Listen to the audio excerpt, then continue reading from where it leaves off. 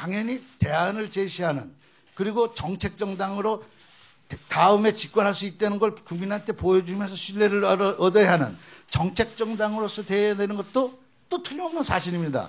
따라서 하는 일마다 사사건건 반대를 한다든지 무슨 발목 잡기를 한다든지 또 무슨 그런 일을 더 이상 하는 야당은 이제 국민이 그런 걸 이제 싫어합니다. 따라서 야당성은 선명하게 갖고 비판과 견제에는 충실하되 단 정책 대안을 제시하면서 그거에 따르는 우리들의 신뢰를, 국민들의 신뢰를 회복하는 것이 말하는 집권에 가는 첩경이라고 생각하고 바로 그것이 첫째, 둘째, 셋째 모든 거에 다 해당된다고 생각합니다. 네. 이어서 이제 개파 문제를 좀 여쭙겠습니다. 최근에 이제 새정치연합 혁신위원회가 개파 극복 방안 이런 주제를 놓고 토론회를 열었거든요. 이거 자체가 지금 개파 문제가 심각하다 이런 걸 스스로 인정하는 걸 보여준다고 봅니다. 또 최근에 문재인 의원은 이제 친노 해체 선언이라도 하겠다 이렇게 말씀하셨고요. 토론회에서 김태일 교수는 개파 문제는 친노 문제다 이렇게 말씀을 하셨습니다. 문 위원장님께서는 이른바 친노 개파의 패권적 성향 여기에 대해서 동의를 하십니까? 아니면 어떻게 생각하는지 말씀 좀 해주십시오. 혁신위원회가 개파 문제를 거론한 것은 일리 있는 지적이라고 저는 생각합니다. 아까 말씀드렸습니다. 친노 해체 선언을 하신다고 그러는 분은 그분이 오죽하면 그런 선언을 한다고 그랬겠습니까? 그런데 친노가 해체를 선언한다고 해서 선언된다고 해체가 된다면 모든 개파는 다 없어졌을 겁니다. 개파를 합시다. 개파 패권주의를 합시다. 개파 이기주의를 합시다. 우리만 내내 해먹읍시다. 이런 얘기를 할 수 있는 사람이 있을까요? 따라서 해체 선언은 별 그렇게 큰 의미는 난 없다고 생각하고요. 친노는 만약에 그 말이 노무현 대통령의 정신을 이어받자라는 뜻이고 노무현 대통령의 정신이 골고루 잘 사는 세상, 함께 더불어 사는 세상이라고 그러면 우리 당의 당령에 나와 있는 우리 당의 영원한 원칙입니다. 우리 당에는 두 분 대통령 사진이 걸려 있는데 하나는 김대중 대통령, 하나는 노무현 대통령입니다.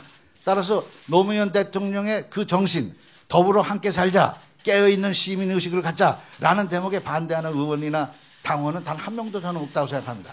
그런 의미가 친노라면 정원이 친노입니다. 노무현 대통령 정권 시절에 덕을 본 사람들이 친노라고 그러면 우리 당의 의원치고 그 노무현 대통령 정권 시절에 덕 안 본 사람 한 사람도 없죠. 친노 아닌 사람이 없습니다. 중요한 것은 친노가 강경하다, 종북이다, 더 나아가서 친북이까지 연결하는, 그리고 어느 사회주의 정당 어떤 정당의 일테면 숙주노릇을 해서 그들을 국회에 진출하는데 결정적인 역할을 했다. 이렇게 모든 프레임을 딱 만들어 놓고 가둬서 친노라는 낙인이 찍히는 순간 바로 강경한 노선 이렇게 가는 그거에 나는 그건 프레임이다 나는 그런 주장을 하는 겁니다. 나 같은 경우는 친노에 틀림없습니다. 친노의 원족이 될 수도 몰라요. 원조일 수도 있어요. 그럼에도 불구하고 나는 강경론자가 아닙니다. 나는 장외투쟁에 대해서 늘 반대하고 항상 의회주의가 생명이고 국회의원은 의회에 있을 때 가장 빛난다라는 주장을 언제나 지금이나 처음이나 정치생활 이래로 한 번도 그걸 아니라고 얘기해 본 적이 없습니다. 따라서 강경하다고 친노를 연결시키는 것은 하나의 프레임이다. 친노 그 자체가 뭐 잘못된 게 아니라 그런 독점하거나 어떤 아까도 말씀드렸지만 그 개파가 패권으로 나가가지고 공천권을 무소불위로 행사해가지고 특정 세력을 전부 자기네 좌파 세력으로만 비례대표를 만들었다든지 이런 사례라 그러면 그거는 있어서는 안 되고 절대 막아야 되고 내가 비대위원장으로 있는 한 우리가 만드는 앞으로의 나가는 방향에서 그런 일은 절대 있을 수 없다. 그래서 지금도 전대위원회 구성에 관한 또 각종 조강특위 구성에 관한 공정이라는 걸 앞장 세우는 이유는 바로 거기 있습니다. 공정에 관하면 서로가 가령 이렇게 개파라고 이름 부르기는 좀 뭐합니다만 무슨 친목회 무슨 당내 무슨 그 단체에 관해서 그렇게 정책 집단에 관해서 뭐라고 비판할 필요는 없다. 난 그렇게 생각합니다. 그러면 비노라는 문제에 대해서는 어떻게 생각하세요? 비노라는 게 실체가 있다고 보십니까? 비노는 친노라고 불리우는 지금 강경 그런 노선이 있다라고 보는 내가 보기엔 프레임입니다만 그거에 반대하는 사람. 그러니까 강경한 노선에 반대하거나 무슨 그런 패권주의에 반대하는 사람인데 그것도 한계가 있어야 됩니다. 친노 배제 이건 안 됩니다. 그건 또 하나의 개파 이기주의일 뿐이에요. 다 같이 가자, 더불어 가자, 이런 문제점을 고치고 통합으로 가자, 이런 얘기를 해야 정론이지. 우리는 그거에 반대하니까 우리는 가고 너희들은 안 돼, 저리 가, 그리고 빼놓으려고 그러는 그 자체는 그건 있을 수 없다, 이런 생각을 갖고 있습니다. 비노로 해서 어느 세력이든지 주류가 있고 비주류가 있는데, 친노가 주류라 그러면, 친노 아닌 사람이 비주류라 그러면 그건 있을 수 있는 일입니다. 그러나 친노는 안 돼라고 하는 그 발상 자체는 어느 특정 계파가 특정 계파를 안 된다라는 이유 때문이라도 그거는 안 되는, 논리가 맞지 않는다는 얘기입니다. 상당히 명쾌하고 적극적인 답변에 감사드립니다. 다음 질문은 이동우 부장께서 해주시죠. 예, 새정치연합의 비상대책위원회뿐만 아니라 조직 강화 특위도 사실상 계파 대리인의 연합체의 성격을 띠고 있습니다. 비상한 상황이라고 해서 비대위를 만든 거고요. 또 혁신이 절박한 상황이라고 판단해서 혁신위원회를 만든 것인데요. 당 지도부 선출 문제, 또 지역위원장 선출 같은 중요한 문제를 사실상 거의 손을 대지 않고 지금 넘어가고 있는 상황입니다. 이 역시 계파 갈등을 의식한 거 아니냐, 뭐 이런 지적이 있는데요. 이름만 비상대책이지 그 비상대책은 하나도 없이 현상 유지와 안정에만 너무 치우친 것 아니냐 이런 지적이 있습니다. 이에 대해서 위원장님 견해는 어떻습니까? 저는 전혀 다르게 생각합니다. 네. 비대위가 가장 어려운 누란지 위기와 어떤 그 백척간대의 위기에서 만들어진 기구입니다. 따라서 이렇게 된 상황에 가장 책임이 많은 사람들이 나와라 라고 했고, 모두 나올 수는 없기 때문에, 전당원이 나올 수는 없기 때문에 대표를 지낸 분 나와라. 대표를 지낸 분 중에서 다 하니까 한 23명가 돼요. 그래서 그 다 할 수는 없으니 현역으로만 하랴. 그래서 현역으로만 한 겁니다. 그런데 그중에 그거에 대상됐던 분들 중에 안 하시겠다거나 못 하시겠다는 분이 계셔가지고, 그분이 올 때까지 우리는 문을 열어놓고 기다리겠다 이렇게 했기 때문에 계파의 안배로 비대위를 구성했다는 건, 내가 그럼 어느 계파입니까? 그건 말이 안 되는 그런 논리고요. 예를 들어서 또 하나는 혁신이 조강특위의 구성 원칙도 마찬가지입니다. 이거는 비대위원하고 성격이 좀 다릅니다. 여기는 소위 계파라는 사람들이 안배돼야 된다고 생각합니다.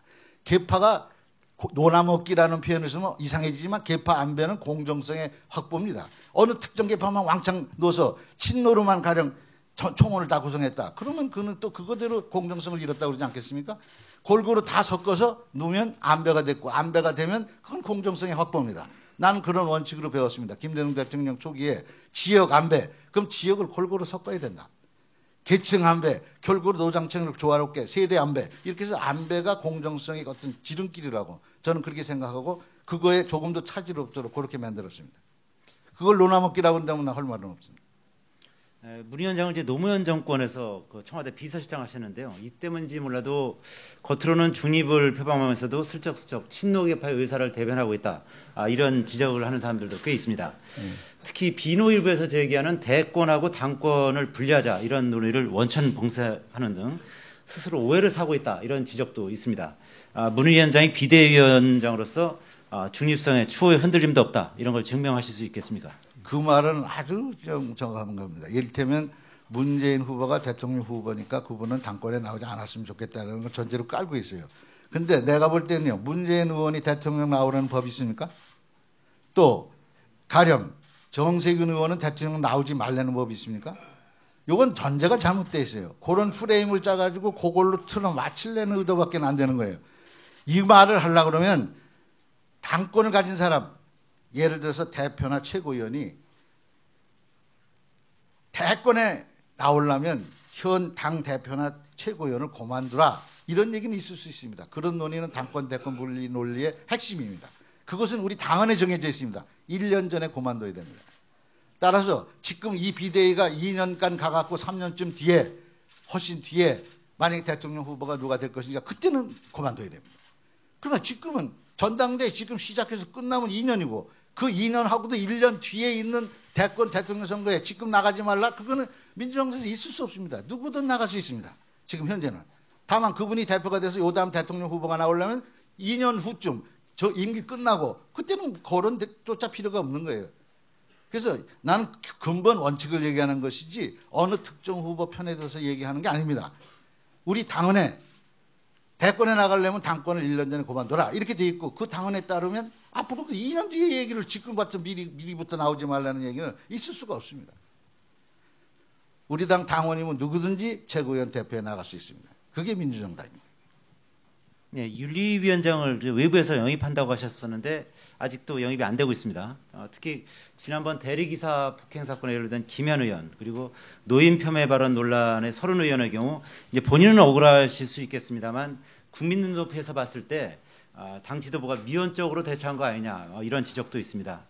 이에 대해서는 어떻게 대표는 억울하신 생각이 드십니까? 어떻습니까? 억울할 정도가 아니라 사실이 맞지 않다 이렇게 생각합니다. 윤리위원장은 외부에서 와야 맞습니다. 우리 당 안에 그렇게 돼 있습니다. 그런데 아직까지 그 지키지 못하고 있습니다. 그런데 비상대책위원장이 비상대권위원장이 아니기 때문에 도끼방맹이 갖고 뭐 하듯이 그냥 이래라 저래라 뚝딱뚝딱 할 수만 있으면 당장 윤리위원장 바꿉니다. 근데 그렇게 되지 않습니다. 이게 절차가 있습니다. 그래서 지금 현재 혁신위원회에서 제기가 돼가지고 이 문제를 어저께 비대위원회에서 다뤘고 곧 의총서 달아가지고 당면의 의결로 이거를 확정시킬 생각입니다. 되면 금년 안에 윤리위원장을 바꾸겠습니다. 그거는 비대위원 체제 하에서 바꿀 생각입니다. 김현 의원과 서른 의원에 가서는 분명하고 확실하게 말할 부분이 있습니다. 이것은 당의 조직원으로서 해야 될 일과 안 해야 될 일이 있는 건 분명합니다.